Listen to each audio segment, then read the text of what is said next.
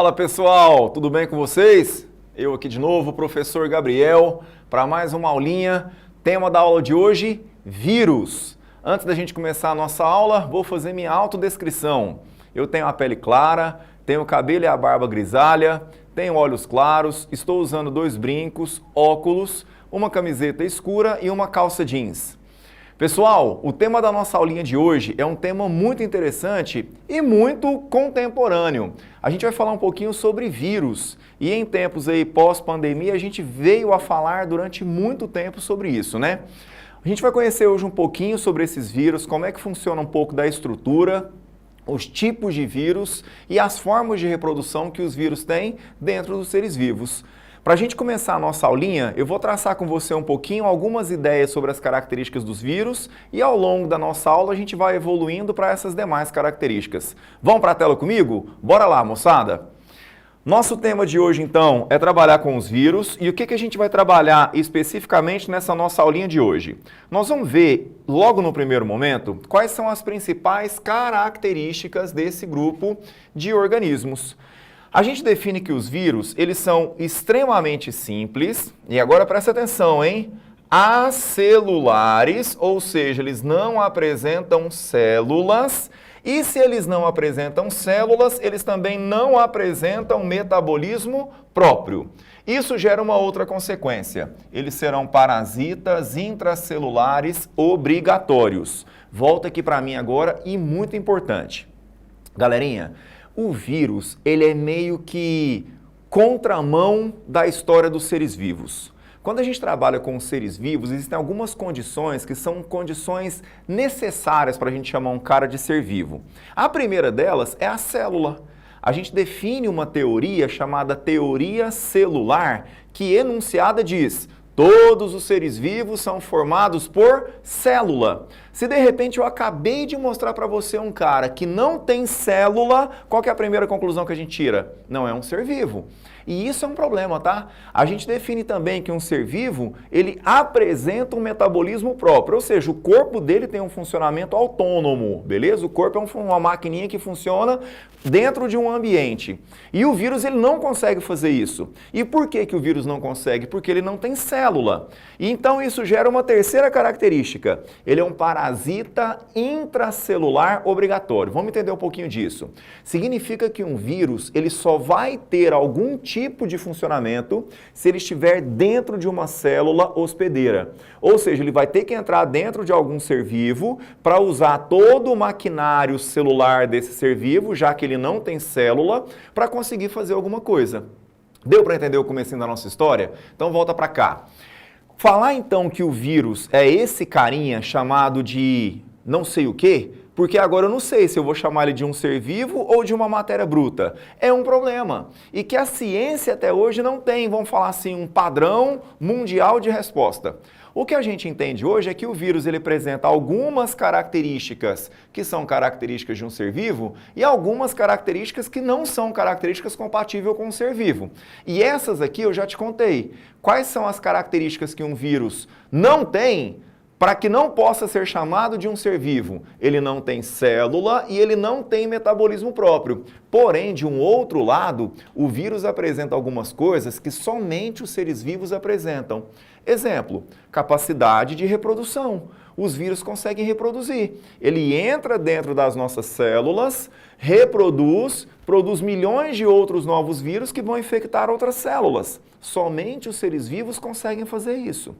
Mas os vírus conseguem sofrer modificações ao longo do tempo. Ou seja, geração após geração, os vírus são geneticamente diferentes. Isso é uma característica exclusiva dos seres vivos. Então, na prática, o que o vírus ele fica fazendo? Vamos fazer uma coisa bem popular? Zumbizando. Ele é meio um zumbi. Ao mesmo tempo que ele tem características de um ser vivo, ele tem algumas características que são exclusivas de quem? Da matéria bruta, que o ser vivo não compartilha. Vamos lá para a tela comigo? Bora lá, ó. O que a gente vai destacar então sobre essa historinha? Lá, ó, eu coloquei para você aqui. Nós vamos falar agora mesmo de algumas importâncias, mas primeiro eu quero destacar com você essa ideia. Quando a gente fala que o vírus ele é um ser vivo, a gente se apoia nessas duas capacidades, na capacidade que ele tem de reprodução e na capacidade que ele tem de sofrer mutação, que é uma condição, inclusive, necessária para que haja evolução, mudança ao longo do tempo. Então, para quem fala que vírus é um ser vivo, essa é a defesa. E para quem fala que vírus não é vivo, qual que é a defesa disso? Primeiro, ele não tem célula e todos os seres vivos possuem células. Se ele não tem, não pode ser um ser vivo.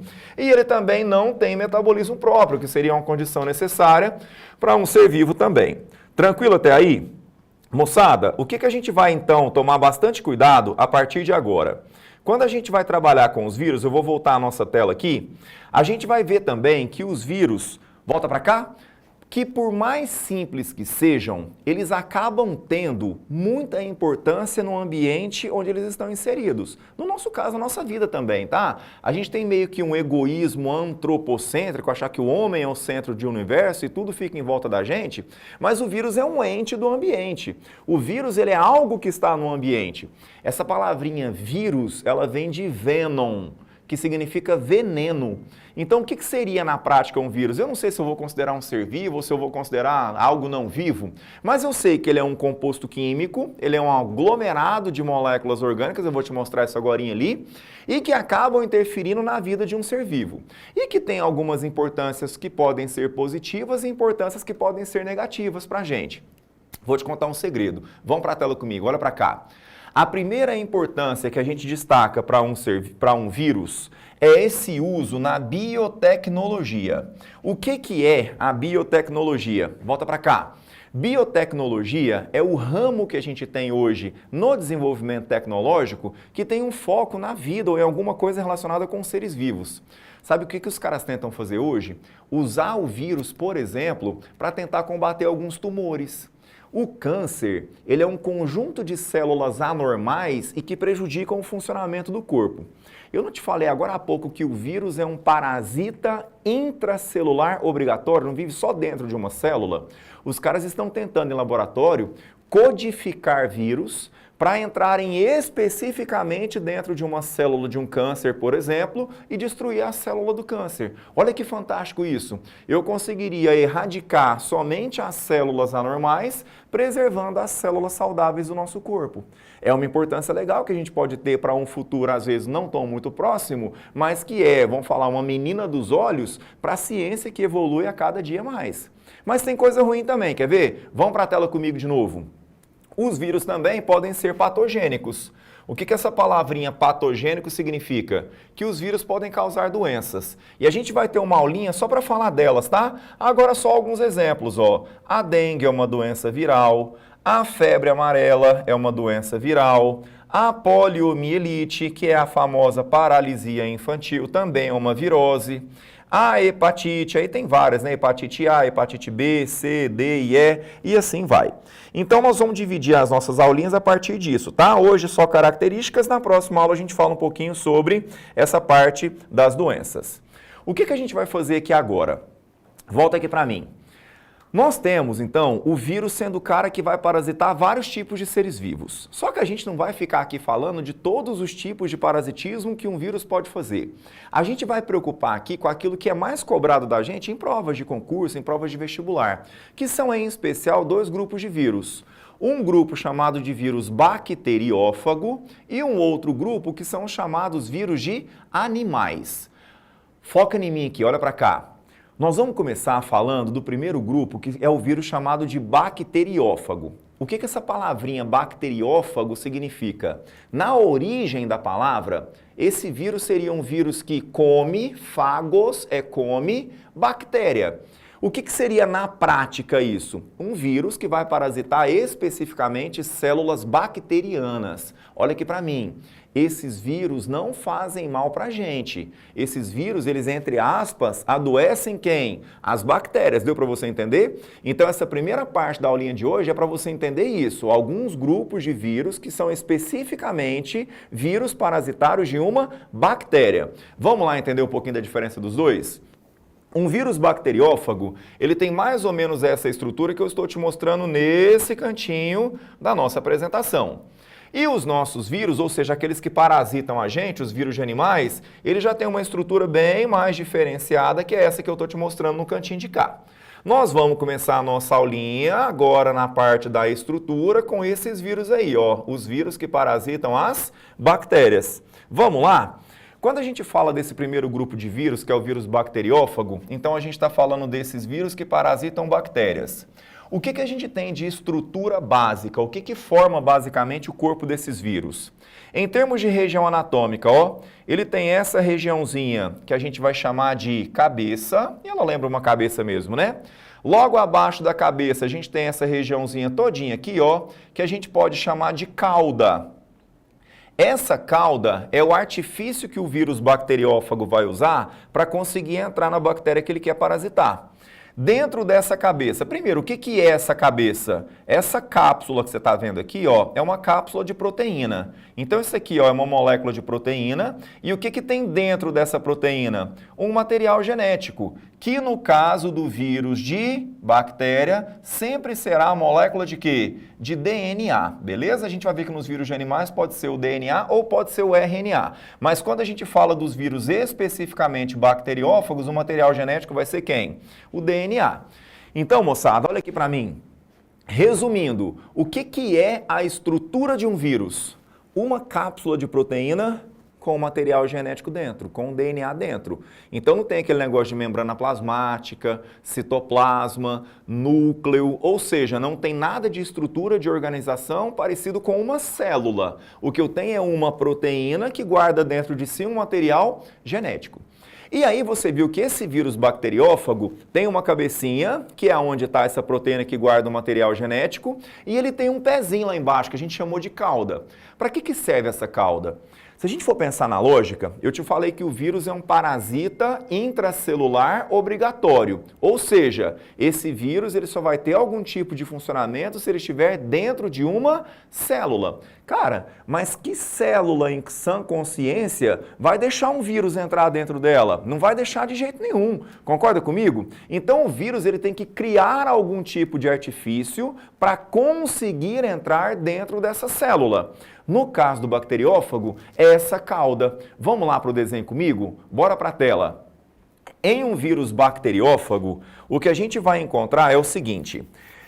Quando ele vai reproduzir, quando ele vai entrar dentro de uma célula para se desenvolver, a fase inicial de infecção é sempre do mesmo jeito. Então vamos entender esse meu desenho aqui, ó. Aqui em cima eu tenho a representação de uma bactéria, então isso aqui ó, é um ser vivo, é um organismo procarionte. Para quem já acompanhou algumas aulinhas nossas, a gente já teve algumas aulinhas inclusive para falar sobre elas. E nesse caso, o que eu estou te mostrando? Ó, que o vírus bacteriófago, viu ele aqui? Acoplou, ele fixou-se em cima dessa bactéria e esse vermelhinho que ele está fazendo aqui é o material genético dele. Ou seja, ele está introduzindo o material genético dele dentro da bactéria. A gente chega num ponto importante, então, da reprodução do vírus, que no nosso desenho aqui eu estou representando por esse número 2. Deu para você ver que tem a bactéria e aqui dentro dela tem um material genético, não tem? Então agora volta aqui para mim e muita atenção no que eu vou te falar. A partir desse momento que o vírus colocou o material genético dele dentro da bactéria, ele pode trabalhar de duas formas diferentes. É o que nós vamos chamar a partir de agora de ciclo lítico. Essa palavrinha lítico vem de quebra. Ele vai destruir a bactéria, ele vai fragmentar a bactéria. E um outro ciclo chamado de ciclo lisogênico. Esse não vai destruir a bactéria. O que muda entre o ciclo lítico e o lisogênico? O que acontece com esse material genético do vírus depois que ele entra na bactéria? Então vamos para a tela comigo, volta para lá. Quando a gente fala sobre o ciclo lítico, nós vamos partir para o lado esquerdo da nossa figura agora, tá bom? Esse material genético do vírus, quando ele chega, primeiro, ele destrói com o material genético da bactéria, tá vendo que ele fragmentou todinho? E essa bactériazinha aqui, ó, ela fica escravizada. Escravizada como assim, professor? Essa bactéria vai começar a produzir mais material genético de vírus, vai começar a produzir mais cápsula proteica de vírus. Ou seja, o que essa bactériazinha está produzindo? Novos vírus. E ela vai produzir tanto vírus, tanto vírus, tanto vírus, que vai chegar uma hora que ela vai ficar tão cheia, olha para mim, que ela vai explodir. E na hora que essa bactéria explode, ela libera o quê? Novos vírus. E adivinha, o que esse vírus vai fazer? Procurar uma outra bactéria para começar o processo todo de novo. Então, olha para cá. Neste lado aqui, ó, do nosso desenho, eu te mostrei essa primeira possibilidade que é o ciclo lítico. O material genético do vírus estimula a bactéria a produzir cada vez mais vírus, ao ponto dessa bactéria explodir e liberar os vírus que vão parasitar novos indivíduos. Tranquilo até aí, moçada? Olha para cá. Só que existe uma outra possibilidade de reprodução também. Essa outra é o chamado ciclo lisogênico. O que vai mudar entre o lítico e o lisogênico? Você viu que o lítico explode a bactéria para que novos vírus sejam liberados. No lisogênico isso não vai acontecer. Vamos lá para a tela de novo, bora lá. No ciclo lisogênico, a gente vai partir do mesmo ponto inicial, tá? Aqui, ó, o número 2, a bactéria acabou de receber o material genético do vírus. Só que agora, olha o que vai acontecer, ó. Olha aqui embaixo no nosso desenho, no número 4 aqui comigo. Na hora que o material genético do vírus ele entra, ele é incorporado ao material genético da bactéria. E olha que interessante, quando isso acontece, a bactéria funciona como se nada tivesse acontecendo. Esse material genético aqui do vírus, ó, não muda em nada no funcionamento dela. Ou seja, ela vai viver como se nada tivesse acontecendo. Inclusive, olha aqui para cima, essa bactéria pode se reproduzir. E o detalhe é que quando essa bactéria se reproduz, ela multiplica o material genético dela. Só que na hora que ela multiplica o material genético dela, ela acaba multiplicando o material genético de quem? Do vírus também. Ou seja, ó, aquilo que aqui no número 2, ó, era só um material genético viral, agora passou a ser o quê? 2 materiais genéticos virais. E se essa bactéria aqui fizer isso? Eu vou ter 2 novas bactérias. Cada uma delas vai ter o quê? Um pedacinho de material genético de um novo vírus. Aquilo que era 1 aqui, já virou 2 aqui, agora já virou mais 2 aqui. Ou seja, essa bactéria está produzindo o quê? Cada vez mais material genético de vírus. Ou seja, ela está aumentando a carga viral dentro dessa identidade genética. Volta para mim? Deu para entender a diferença?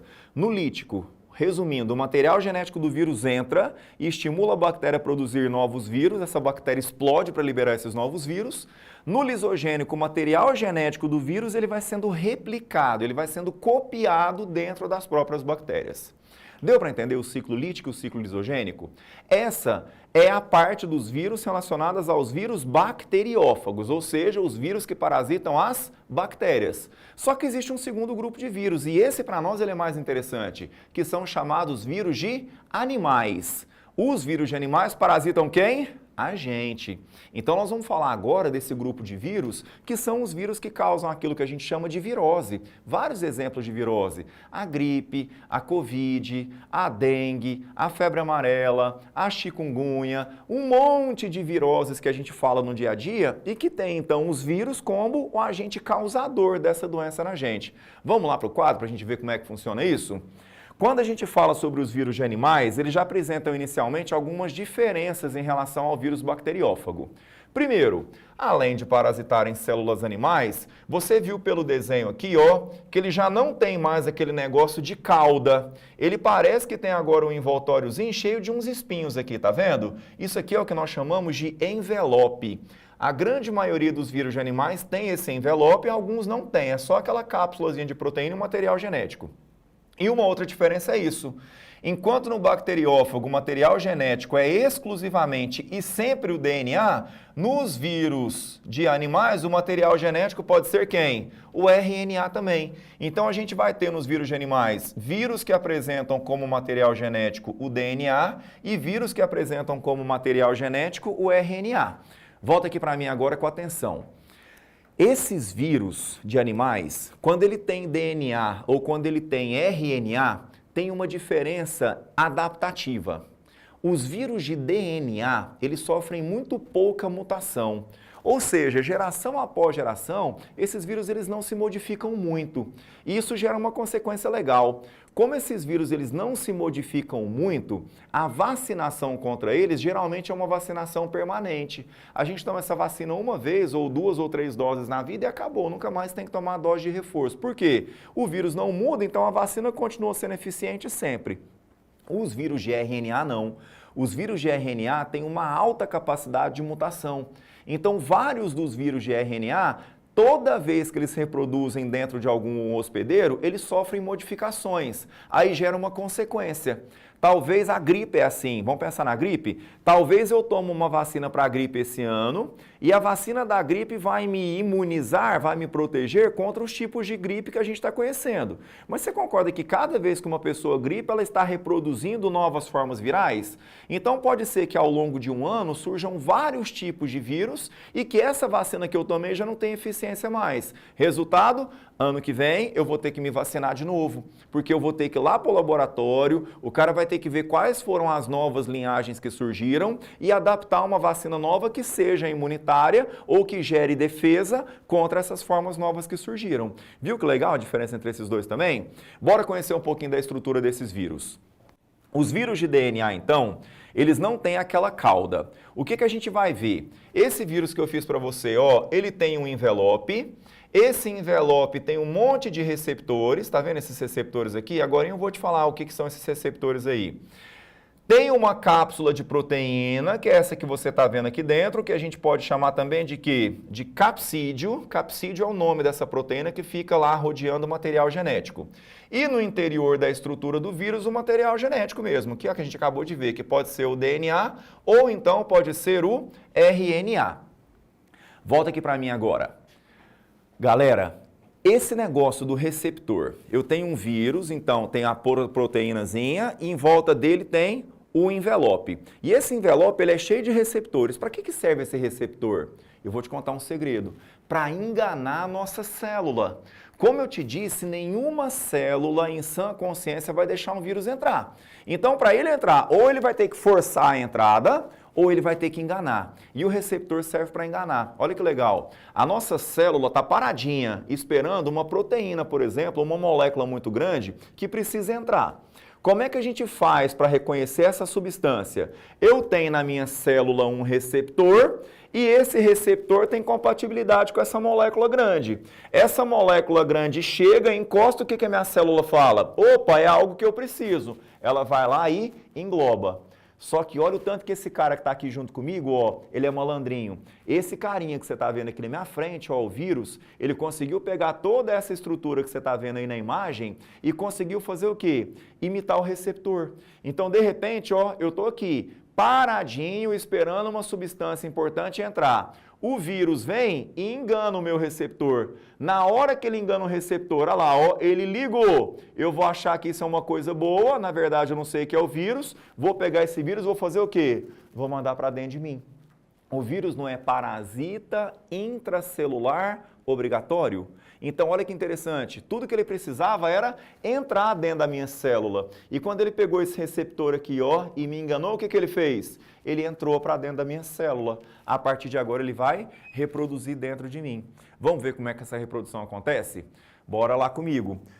Quando um vírus de animal vai parasitar uma célula hospedeira, o esquema rápido de uma reprodução viral seria mais ou menos assim.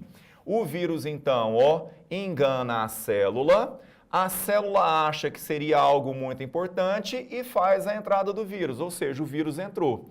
Na hora que esse vírus ele entra, aqui ó, ele se desmonta e ele pega o material genético dele e joga esse material genético dentro da minha célula. Ele interfere na minha identidade genética e escraviza a nossa célula. E o que a nossa célula começa a produzir? Proteínas de vírus, um monte delas aqui, tá vendo? Consegue produzir mais material genético de vírus e, resumindo a nossa história, ela começa a produzir cada vez mais vírus. É o que você está vendo aqui na nossa figura. E a mesma história acontece, como se fosse num ciclo lítico. A nossa célula vai produzindo tanto vírus, tanto vírus, tanto vírus, que chega uma hora que ela, ó, explode também.